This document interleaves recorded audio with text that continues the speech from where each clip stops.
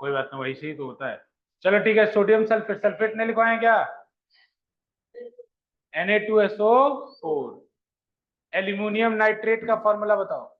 Sodium sulphate का हो गया ना? यस। नाइट्रेट का, हाँ देख लो कोई बात नहीं, देख लो। अभी तो तुम लोग को याद है नहीं, बताई दिए तुम लोग। नाइट्रेट।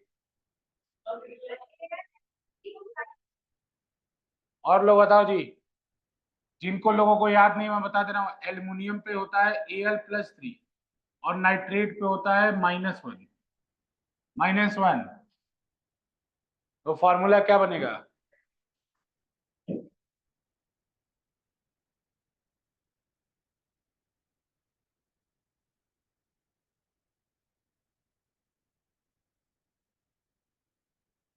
क्या फॉर्मूला बनेगा? AlNO3 thrice. Whole thrice. कैसे बता? हाँ बेटा कैसे बता? जितने, अरे जितने लोग को नहीं आ रहा इधर देखो। Al का वैलेंसी प्लस में कितना है? 3। इसका वैलेंसी कितना है? माइनस में 1। क्रॉस मल्टीप्लाई कर दूं तो ये 1 यहाँ लग जाएगा, तो एल्युमिनियम 1 रहेगा, 3 उधर चला जाएगा, तो NO3। और जब 3 बार लिखना हो तो पहले ब्रैकेट बनाना फिर लिखना। पॉली एटॉमिक आयन कौन कौन से हैं? पॉली एटॉमिक आयन जैसे कि नाइट्रेट हो गया, ठीक है, जैसे नाइट्रेट हो गया, जैसे सल्फेट हो गया, ठीक है, जैसे फॉस्फेट हो गया, जैसे OH हो गया। इन सब में अगर एक रहे तो ये ब्रैकेट बना के लिखने, OH हाइड्रोक्सी, ये सब अगर रहे तो बच्चों ब्रैकेट बना के लिखना है। कब? जब एक से ज्यादा एटम यूज हो रहा हो। अगर एक से कम एटम यूज हो रहा है तो ब्रैकेट बना के लिखने की जरूरत, ठीक है ना? चलो मुझे बताओ अगला, ठीक है, अगला बताओ। अमोनियम, अमोनियम का फॉर्मूला होता है NH4। क्या फॉर्मूला होता है? NH4 plus plus. Ammonium ion पे क्या होता है? NH4 plus. तो बताओ मुझे अमोनियम सल्फेट का फॉर्मूला, अमोनियम सल्फेट का फॉर्मूला बताओ। अमोनियम सल्फेट का, अमोनियम सल्फेट का फॉर्मूला बताओ।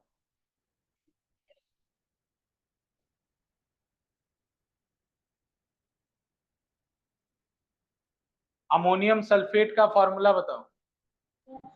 NH4 twice SO। कितना है Shivam? NH4 twice SO4। Sulphate तुम्हारे सामने लिखा हुआ है, देखो बेटा, इसको पढ़ते हैं अमोनियम। तो अमोनियम का हो गया NH4+1 और सल्फेट का हो गया SO4-2।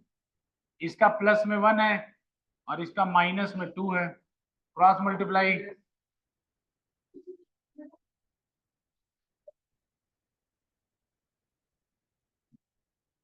समझ आया कि नहीं आया?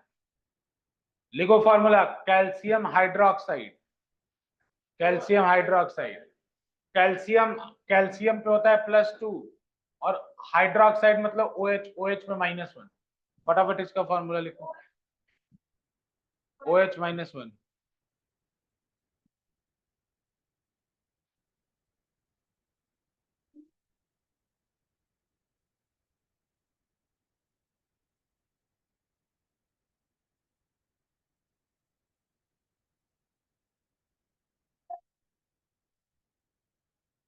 CaOH twice. सबका आया कि नहीं?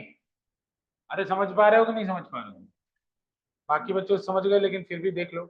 OH के ऊपर -1, इसके ऊपर +2, तो यहाँ 2 लिख लो, यहाँ 1 लिख लो, इसको इधर भेज दो, इसको इधर भेज दो, तो कितना होगा? CaOH twice.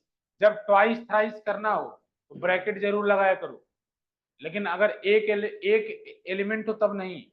जैसे मान लो बनता कैल्शियम क्लोराइड, क्या बना होता? कैल्शियम कैल्शियम क्लोराइड, तो कैल्शियम का भी क्या बना Ca+2, क्लोरीन का क्या होता है Cl-, यानी क्लोराइड का क्या होता है Cl-।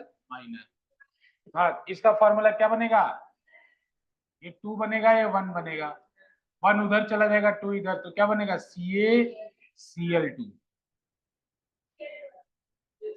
क्या बनेगा CaCl2। बताओ यहाँ ब्रैकेट क्यों नहीं बनाए, क्योंकि सिंगल एलिमेंट। ट्वाइस तो किए हैं, कहा नहीं किए हैं twice? तो सर हाइड्रोक्साइड में भी तो सर एक ही था। कहाँ OH दो नहीं थे। Okay sir. ओ हाँ, ऊपर क्यों लिखोगे भाई, तुम स्क्वायर करोगे क्लोरीन का। समझ में आ रहा है कि नहीं आ रहा है।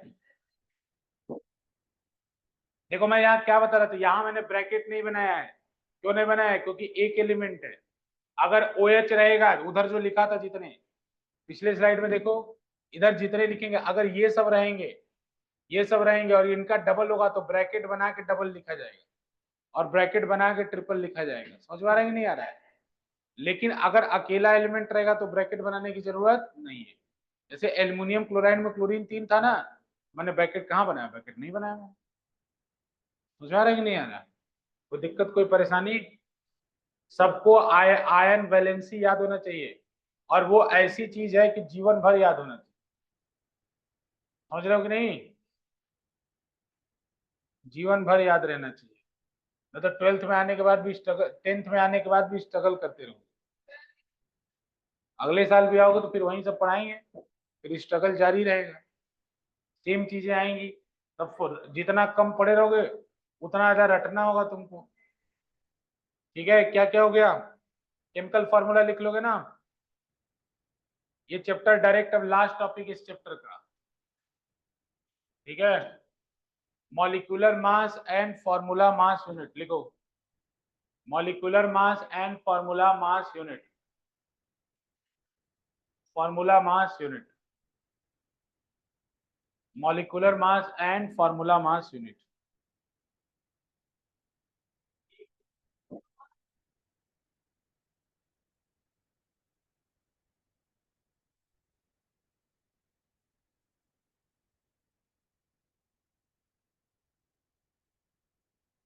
लिख लो इसको, ये पहली लाइन लिख लो,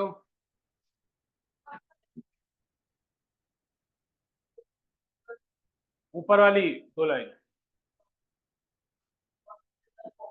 नीचे उसके एग्जाम्पल है कि जैसे पानी का एटॉमिक मास निकालना है।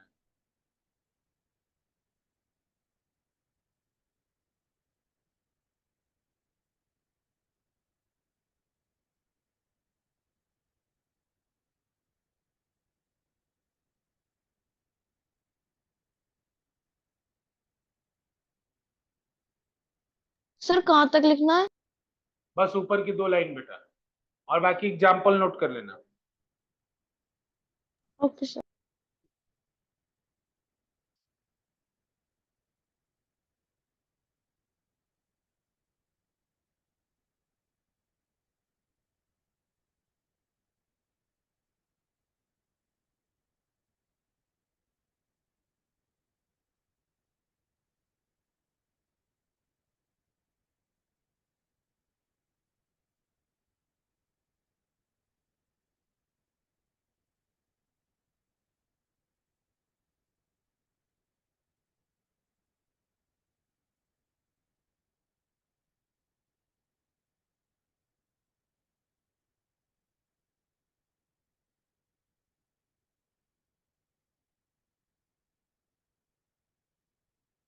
ठीक है, फॉर्मूला मास या मॉलिक्यूलर मास। सुनो, फॉर्मूला मास क्या होता है, जैसे वाटर का मॉलिक्यूलर मास होता है, वाटर का फॉर्मूला मास नहीं। फॉर्मूला मास निकलता है सॉल्ट का, जैसे कि NaCl है। फॉर्मूला मास और मॉलिक्यूलर मास में क्या अंतर है, सुनो ध्यान से। कोई अगर आपसे पूछे कि what is the difference between formula mass and molecular mass, इन दोनों में क्या डिफरेंस है बताओ।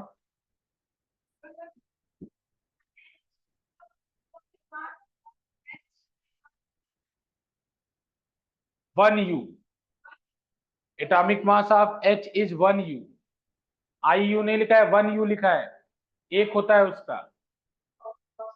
हाँ, और एटॉमिक मास ऑक्सीजन कितना होता है 16, तो पानी का कितना हो जाएगा, पानी में 2 O होता है तो H2 प्लस O, एक हाइड्रोजन, एक हाइड्रोजन का एक होता है, एक 2 हाइड्रोजन का कितना होगा 2, और ऑक्सीजन का कितना होगा 16, 2 + 16, पानी का एक मॉलिक्यूलर मास क्या हो जाएगा 18। समझ में आ रहा है कि नहीं आ रहा है, पानी का मॉलिक्यूलर मास क्या हो जाएगा 18। ठीक है, एक बार पूरा सिलेबस पूरा कर लो, फिर हम तुम्हें मोल कॉन्सेप्ट भी पढ़ा देंगे, जो कि सिलेबस का पार्ट नहीं है, लेकिन हम पढ़ा देंगे तुम्हें। ठीक है, देख लेंगे। अरे सुनो इधर, H2O का लिख लो, HNO3 का छोड़ दो, खुद निकालना। सुनो ध्यान से, मैं ये बता रहा था मॉलिक्यूलर मास और फॉर्मूला मास में क्या डिफरेंस। तो देखो, मॉलिक्यूल जैसे पानी का एक मॉलिक्यूल है, जैसे आयनिक कंपाउंड है, आयनिक कंपाउंड जैसे नमक, ठीक है ना, तो इनके फॉर्मूला मास की बात की जाती है। लेकिन जितने भी गैसेस हैं, जैसे कि CO2, पानी, या जैसे अभी आप समझ नहीं पाओगे, लेकिन जितने भी आयनिक सॉल्ट हैं उनका हम फॉर्मूला मास यूनिट निकालते हैं, क्योंकि सॉल्ट ढेर सारा है तो उसके एक यूनिट का फॉर्मूला, ये आपका फॉर्मूला मास होता है। मॉलिक्यूलर मास मतलब जो मिनिमम इंडिपेंडेंट स्टेट में रह सकता है एलिमेंट या उसका कॉम्बिनेशन, उसका मास। समझ आ रहा है ना, तो ऐसे अभी आप समझ नहीं पाओगे, लेकिन आयनिक के लिए फॉर्मूला निकालते हैं, और एक कंपाउंड कहलाता है कोवेलेंट, उसके लिए मॉलिक्यूलर निकालते हैं। अभी दोनों आप सेम टाइप का मान के चलो, ठीक है, कोई बात नहीं, आगे आपको क्लियर हो जाएगा। ये क्लियर है आपको, तो ये हमारा लास्ट टॉपिक था। इसके बाद होता है मोल कॉन्सेप्ट। क्या होता है, मोल कॉन्सेप्ट पढ़ोगे तुम लोग, मोल कॉन्सेप्ट पढ़ा दें, पढ़ोगे। 10th क्लास का नहीं, 9th क्लास का था, लेकिन सिलेबस से हटा दिया। हाँ हाँ, ठीक है, मोल कॉन्सेप्ट चलो लिखो, आज ही करा दूं, हाँ कल, चलो मैं सिलेबस देख लूंगा, पहले मोल कॉन्सेप्ट लिखो, अभी क्लास के बाद देख लूंगा। एग्जाम हो गया ना, सिलेबस कंप्लीट है ना, हाफ ईयरली तक हम लोग पढ़ लिए हैं ना, कि बाकी है कुछ, चेक कर लो, हमारे हिसाब से तो पढ़ लिए होंगे।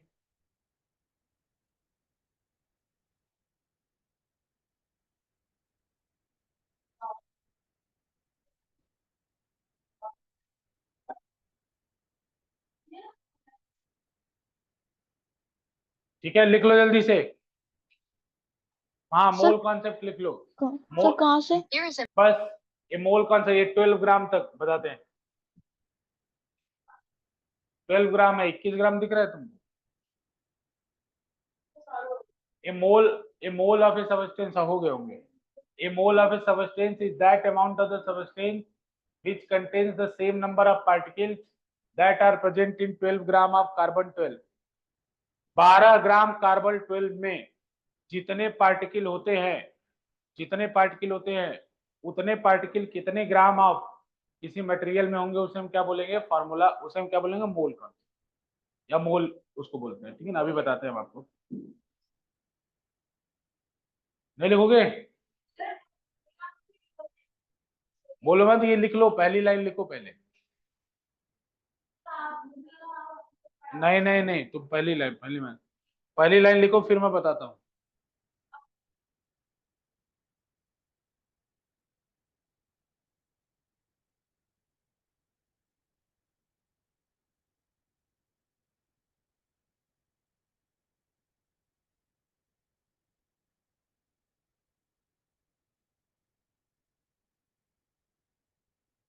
लिख लिया पहली लाइन,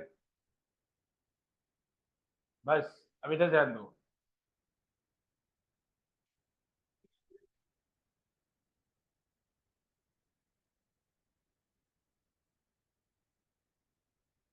सुनो ध्यान से बच्चों, मोल कॉन्सेप्ट का मतलब, एक मोल किसको कहते हैं, एक मोल का मतलब क्या है, एक मोल का मतलब है कि 12 ग्राम, 12 ग्राम अगर C12 कार्बन का लिया जाए, जैसे कार्बन के अलग अलग प्रकार होते हैं बाद में जानना है, लेकिन आप लोग को जो एटॉमिक मास यूनिट डिफाइन किया था तो उसमें बताया था ना C12 कार्बन, C12 कार्बन बताया था ना, उसका 1/12 भाग करने पे जो एक यूनिट आती थी उसे एटॉमिक मास यूनिट कहते थे, याद है कि नहीं आपको? तो 12 ग्राम जब अगर कार्बन का लोगे, मान लो तुमने 12 ग्राम कार्बन C12 लिया, तो उसके अंदर कुछ कार्बन के एलिमेंट होंगे, अरे एलिमेंट कार्बन होगा कि नहीं उसके अंदर? तो 12 ग्राम कार्बन लेने पे, जैसे मान लो अगर मैं एग्जांपल लेता हूँ,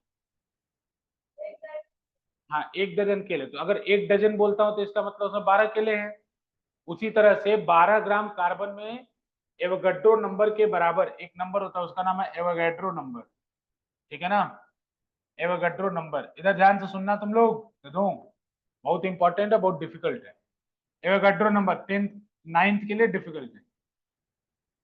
एवोगाड्रो नंबर होता है 6.022 इंटू 10⁻23। रुको एक मिनट समझो, रुको। तो अगर तुम C12 कार्बन का 12 ग्राम लेते हो तो उसके अंदर कितने कार्बन के एटम होंगे? इतने। समझ आया नहीं? ये छोटा मोटा एटम नहीं है, समझ आ रहा है कि नहीं तुमको?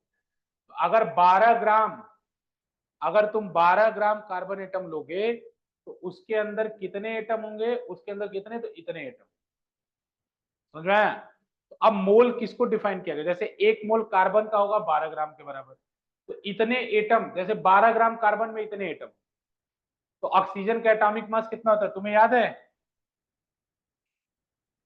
कितना होता है ऑक्सीजन का एटॉमिक? 16। तो ऐसा पाया गया कि 16 ग्राम ऑक्सीजन जब लिया गया तो उसमें ऑक्सीजन के इतने ही है। समझ में आया कि नहीं? समझ में आ रहा है कि नहीं आ रहा है? अब ऐसे मान लो, हाँ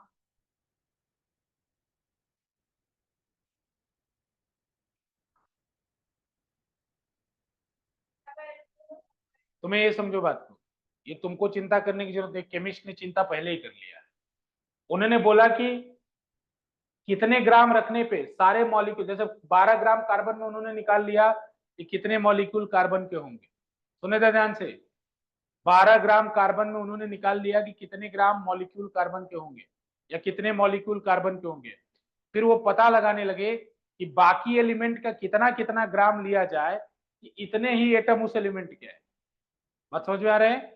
तो जब ये पता लगाया गया तो किसी का एटॉमिक मास अगर 16 है, 16U, तो ऐसा पता चला कि एक कोइंसिडेंस पता चला कि अगर उनका एटॉमिक मास 16U है तो 16 ग्राम लेने पे उतने ही कार्बन, उतने ही ऑक्सीजन के एटम आए जितने की 12 ग्राम कार्बन के 12 ग्राम, 12 C12 कार्बन के 12 ग्राम में।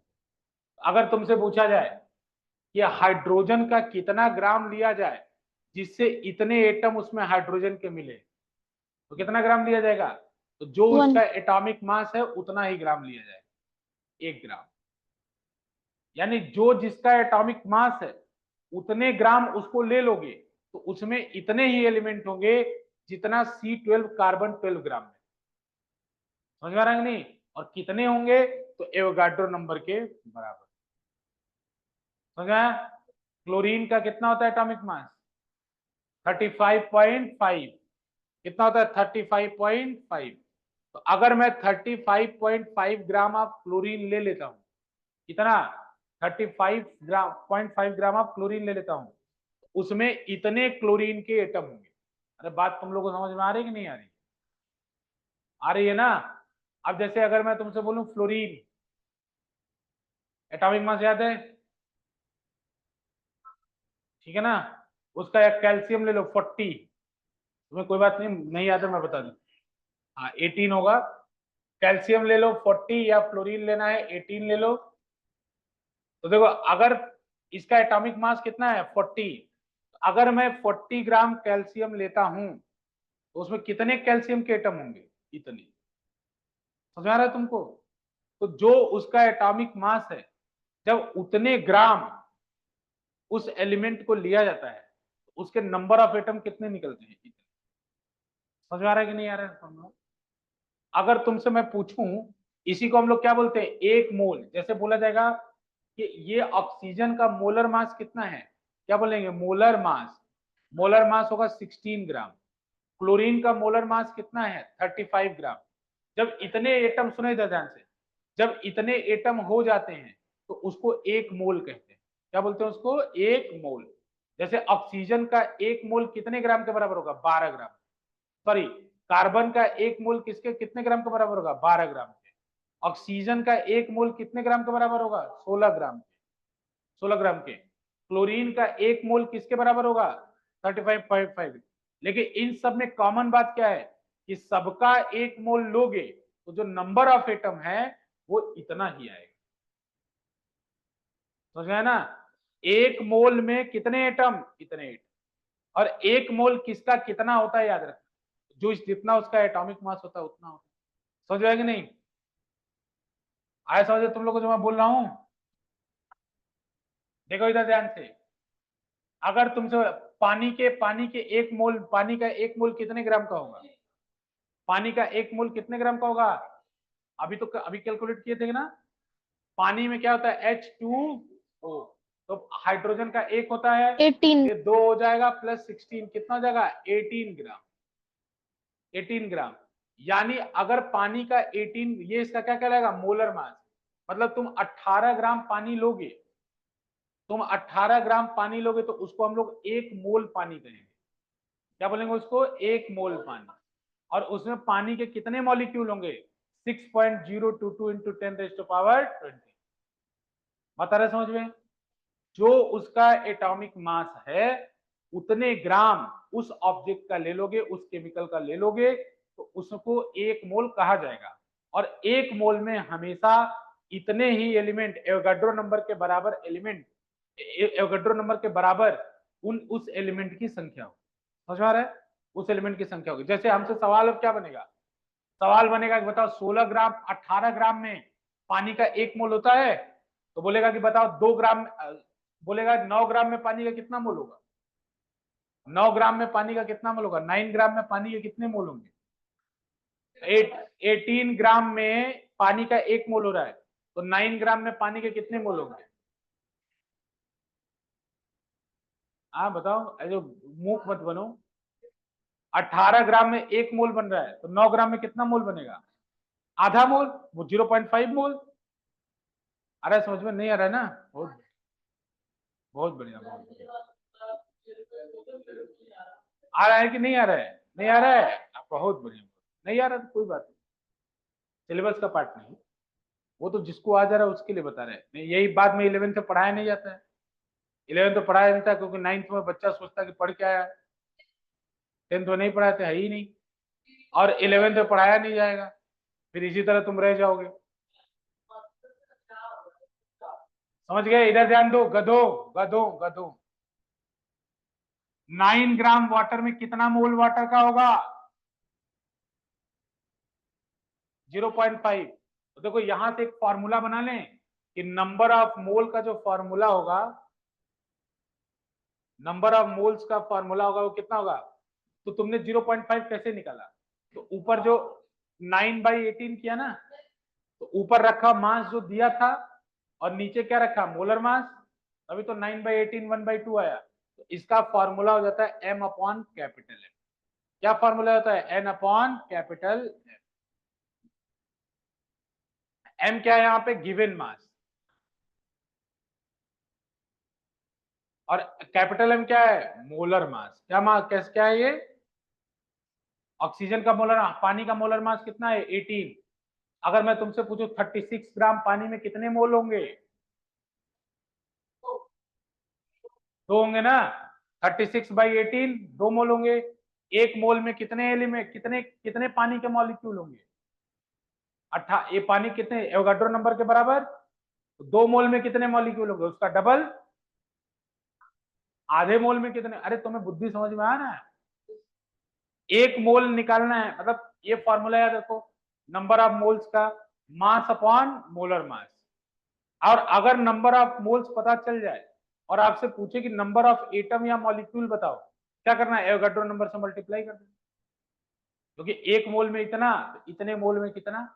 जैसे एक मोल में तुमने इतना, इतना होगा एटम, तो 2 मोल में कितना होगा, उसका डबल हो जाएगा। आधा मोल में कितना हो जाएगा, उसका आधा हो जाएगा। ये फॉर्मूला नोट कर लो, नंबर ऑफ मोल्स बराबर मास अपॉन मोलर मास। ठीक है, याद रखोगे। और एक मोल में एवोगाड्रो नंबर के बराबर मॉलिक्यूल होता है। हाँ बोलो।